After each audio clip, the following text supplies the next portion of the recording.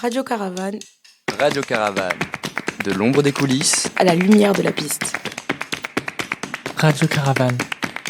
Alors bonjour, je m'appelle Alexandre, j'ai 30 ans, mes pronoms sont il et j'ai fait Radio Caravane en 2014. Comment tu vas? Comment tu te sens?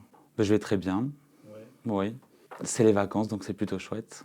On va remonter un peu le temps si tu veux bien. Avant de participer à Radio Caravane, donc c'était en 2014 comme tu l'as dit, quel était ton parcours? Quelles études tu avais fait? Ou même si tu avais bossé, si tu avais fait du bénévolat, tout ça? Mon parcours, j'ai commencé par faire un bac pro métier de la mode, donc j'ai appris à coudre. Puis dans le milieu du travail, le métier ne me plaisait pas du tout.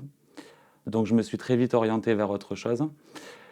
L'univers enfantin me plaisait beaucoup, donc du coup j'ai très vite été animateur. Et durant un rendez-vous à la mission locale, ma conseillère m'a proposé de faire un atelier avec Radio Caravane. Et du coup, c'est comme ça que je suis arrivé là.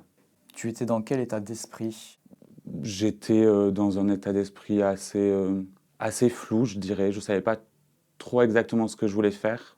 Et Radio Caravane, c'était une piste vers autre chose. Qu'est-ce qui t'a convaincu de participer à la formation?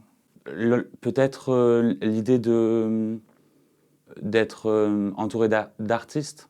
C'est ça qui m'a le plus plu, oui. Est-ce que tu te souviens de ce que tu as fait durant la formation?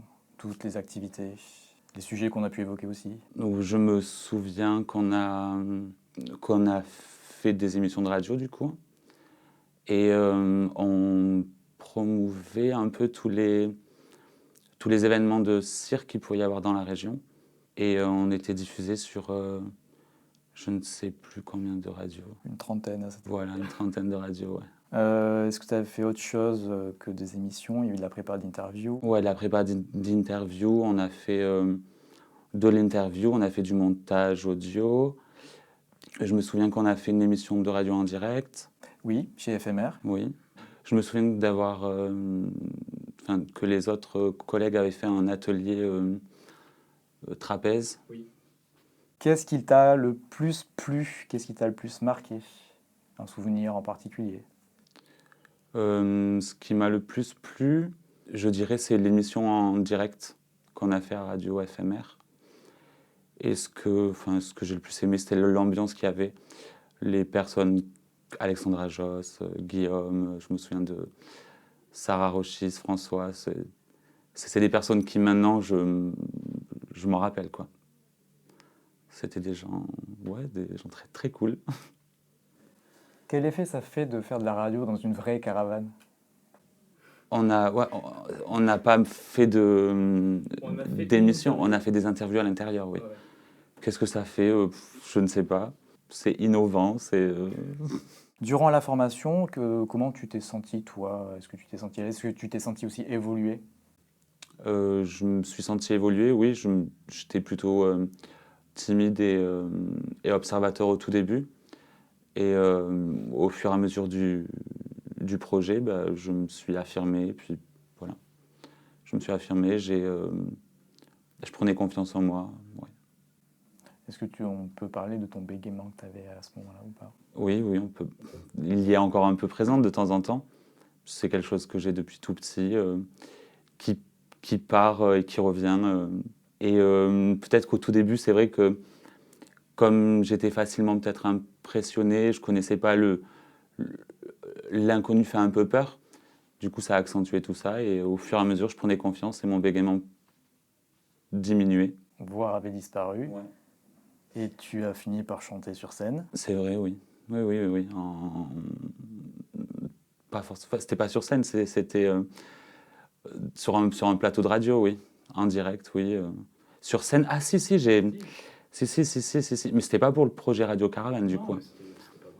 C'était un an après, ouais, pour un festival qui s'appelait Extrême Cinéma. Tu n'avais pas chanté chez Toulouse FM aussi?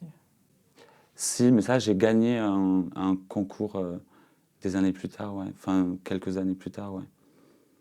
Et j'ai été enregistré chez Toulouse FM, une chanson et une bande de son qui était diffusée, je ne sais plus, tous les soirs pendant, je ne sais plus, 3 mois, quelque chose comme ça, ouais. Justement, on va parler vraiment juste après Radio Caravane et donc jusqu'à aujourd'hui.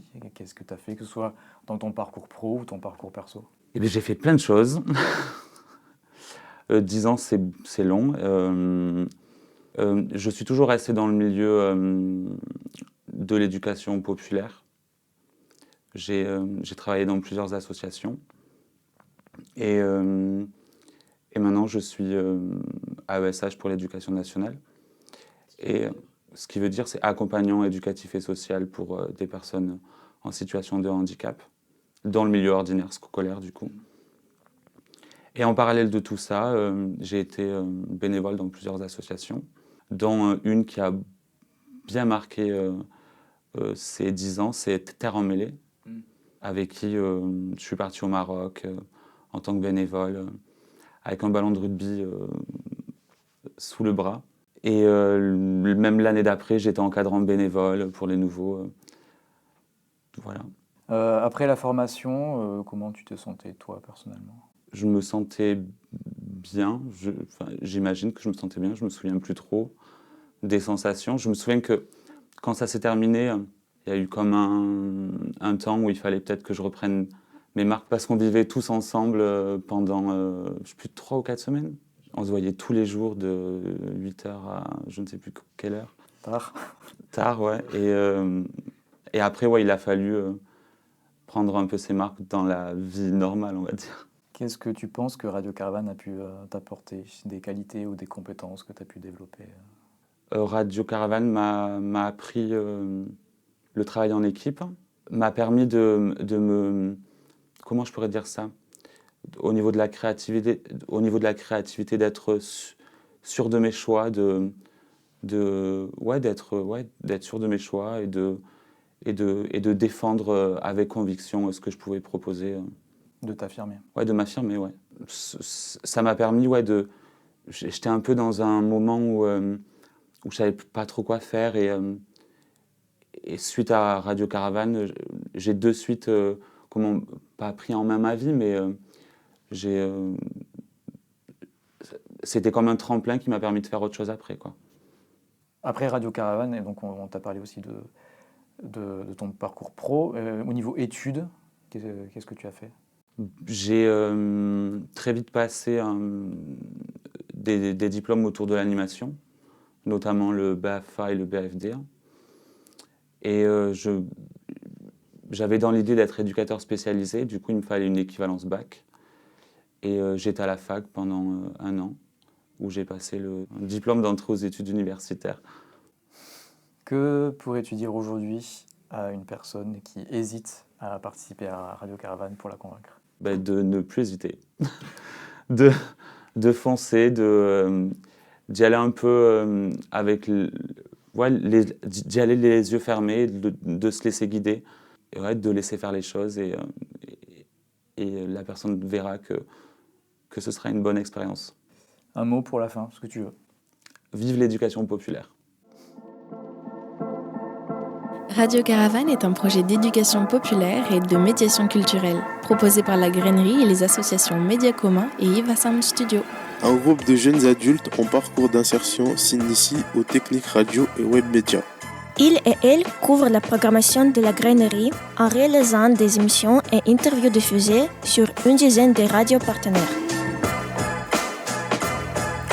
Ce programme est placé sous licence libre Creative Commons. Attribution, pas de modification, pas d'utilisation commerciale.